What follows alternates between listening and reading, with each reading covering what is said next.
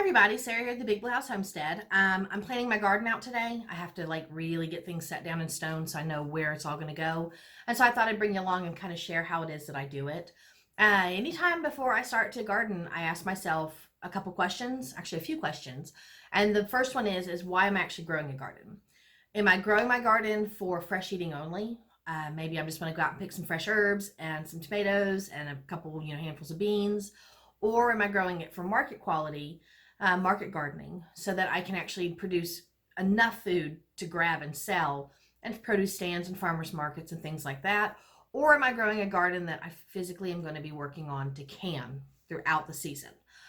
I do a canning garden, and I also do a little bit of market gardening because I sell a lot of stuff and I also eat fresh. But I have a huge garden. I have a 10,000 plus square foot garden. It takes up almost half an acre. It's a giant garden. So I have all that space to do those things. But if you don't, then you need to think about what you're doing in your allotted space that you've given yourself. Now, since you're sitting there thinking, well, what am I going to do with my garden? You also need to plan, what do you eat? What do you and your family actually eat out of your garden?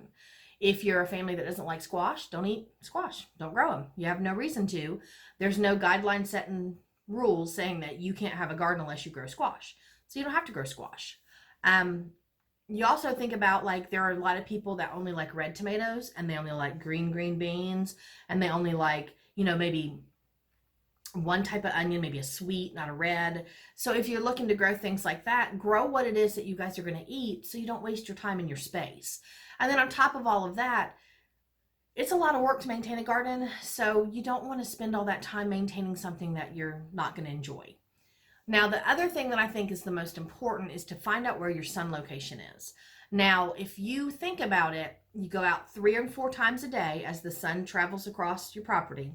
Find a good sunny location. Plants need at least, 6 hours of sun to really thrive in and to ripen the fruits that they grow. Like, you can't get a tomato to turn really nice and red if it only has 2 hours of sun a day.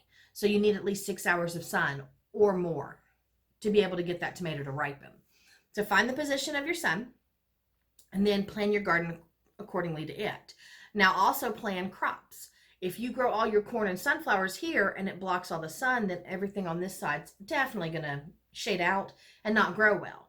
But if you plant your corn and your sunflowers over here, then all of this stuff gets full sun all the time and it's going to do excellent. So make sure you know where your sun is. And plus, if you're going to sit there and grow beside the side of your house and the sun's on this side and it shades that entire area, there's not really much you're going to be able to grow because you do need sun.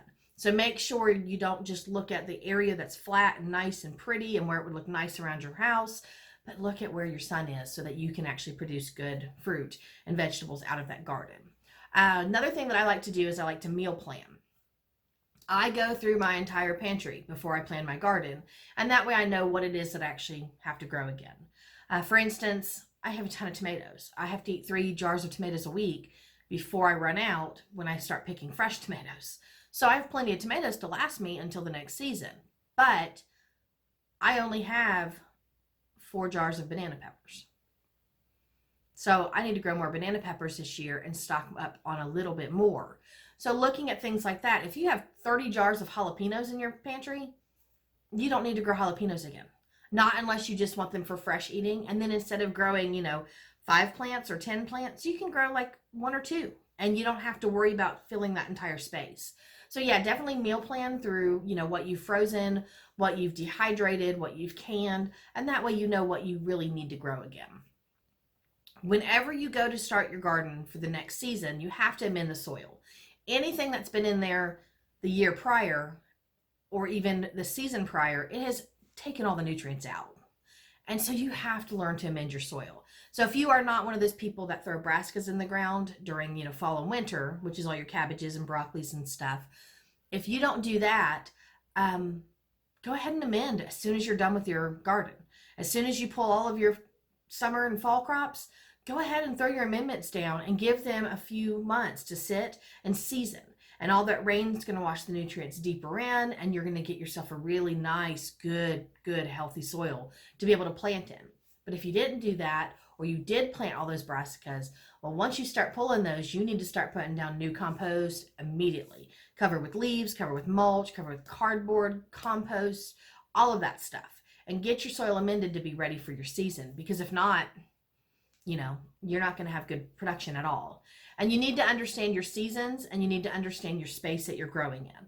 So if you look at, it being still winter for us here in Zone 7B, South Carolina, it's still considered winter. I can only grow cold crops now. And then I won't be putting in any of my summer crops until April 15th. So if I go ahead and I look at how many days that is until that happens, I know that any of the cool crops that are fast growing, like radishes and stuff, I can throw those out immediately. I can also throw out tons of root crops that will set their seed now and start growing small starts, and then they'll grow faster as the season gets a little warmer. And then I'll have those pulled before I actually start planting my summer crops. So understanding, your space and your seasons makes a lot of sense. And with your space, you also need to think about, what are you doing in that space? Are you going to put in perennials? Because perennials don't get pulled, they come back. So if you've planted, perennial herbs in the corners of your beds, they're going to come back. So that's a permanent space for them. So when you're planting your garden, make room for those perennials. And also, if you're going to seed save and you need something that's like a biannual that has to grow through the next season, you need to allot space for those as well. Okay, so I rambled enough about, getting ready for your garden season. And I hope you guys really listened and understood, because it is quite important. But what I want to do now is just show you how it is that I actually plan my garden. I write down everything that I want to grow. Again, it won't all end up in my garden. I might end up changing out quantities and all of that stuff, but there's a lot of things that are on my bucket list of gardening. And it'll happen. They'll get eliminated, but it's fine. But I write down everything. I get myself some parchment paper. You can use craft paper. You can use wax paper. You can use any type of big sheeted paper. But make yourself a mini diagram of your garden space. Write down what it is, where your beds are and everything. And that way you know. And what I also do is I give myself my sunshine. And I put little rays that point in the direction, because the sun goes all across this. So give yourself some space for that. And then you're going to take that, and I didn't want to hold you up and make you watch me draw, but you're going to transfer it all onto parchment paper. Okay, I can't get it all in because it's a big garden, but you can see where I've drawn everything down that goes into my garden. The only thing I did not draw is my actual trellising. I have dirt on my table because I was planting yesterday, I'm sorry, and my table's a complete mess. But anything that I do with these lines across them, this is actually fencing. And I have fencing coming down from some stalls that are on this side of my garden, and then I draw in all of my beds. Some are tilled and some are raised, and I draw all those in. I know I'm putting in 2 new structures down here in the front this year, so I went ahead and drew those. I have an area where I have only 4 pots. It's just a pallet that I put on the ground and put pots on. This is actually a hugel mound that I've been creating, and this big X is an area I am not planting in anymore. It used to be a burn area for the people who lived here before, and I don't know why, but nothing thrives or grows really well in there at all. So I'm not going to use that space this year. But my fence line is drawn all the way across, and I've drawn even my little pots in, because utilizing your fence line is really beneficial. You can use it to stake things up, and you can use it for vining stuff to grow on. So definitely think about using your fence.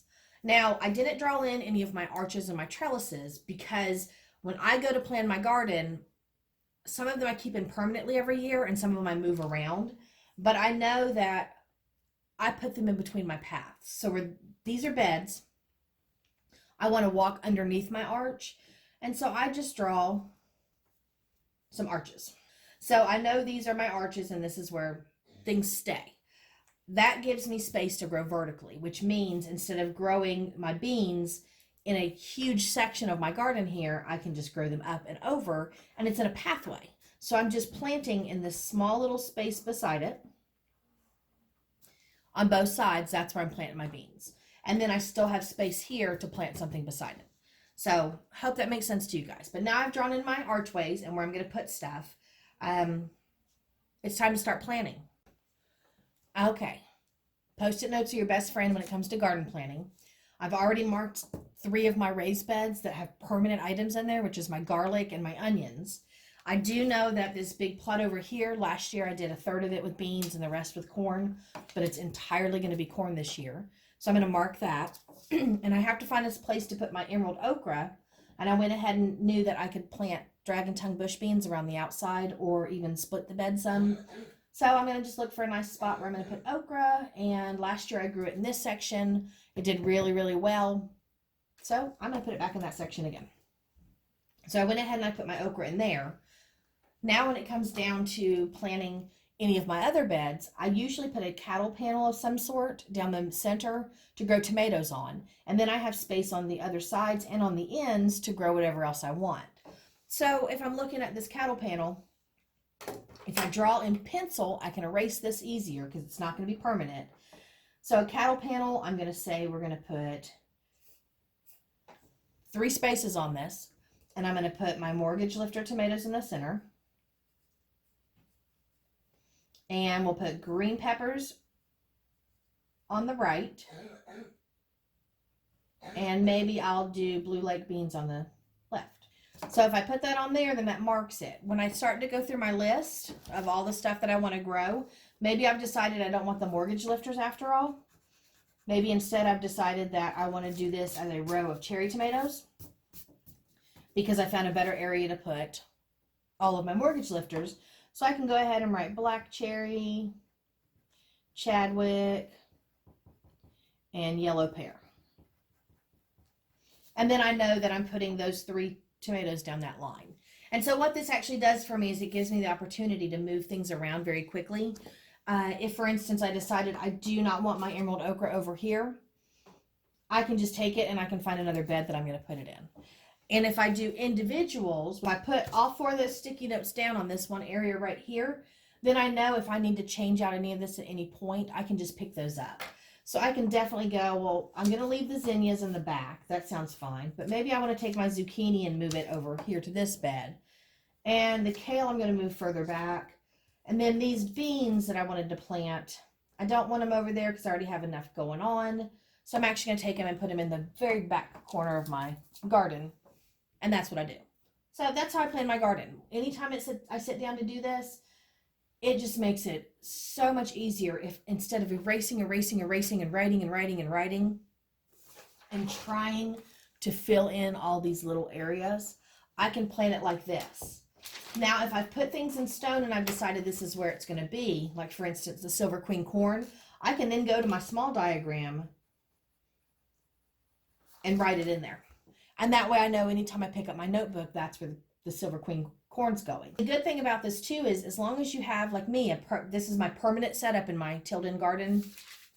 I will probably be adding some beds here in the next few years in this X spot, but I'm not worried about it this year. What I can do is I can take all these little Post-its off and I can roll this up, and this is a map of my garden that's permanent, and I can come back to it anytime I want to. So I'm hoping that helps you guys out because, like I said, it's time to start planting these gardens soon, and I need to get all the planting done, and I need to get things set in stone. And I actually have to make 2 more of these because I have an entire front area in front of my house that needs to be planted.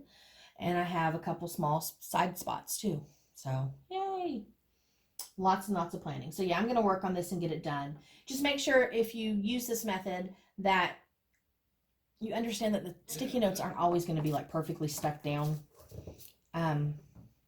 Sometimes they will and sometimes they won't, but the more you move them, the less sticky they're going to be. So yeah, it's not going to be perfect, but at least you have a better, easier way to do mapping, and you don't have to worry about going crazy. So I hope it helped you guys out, and I hope you can understand all of my ramblings when it came to using up your garden space. And again, make sure you use your fencing, because fencing is very important to use as a trellis, and growing vertical is very important because I can add so much more to my garden by doing this. And then on top of all of that,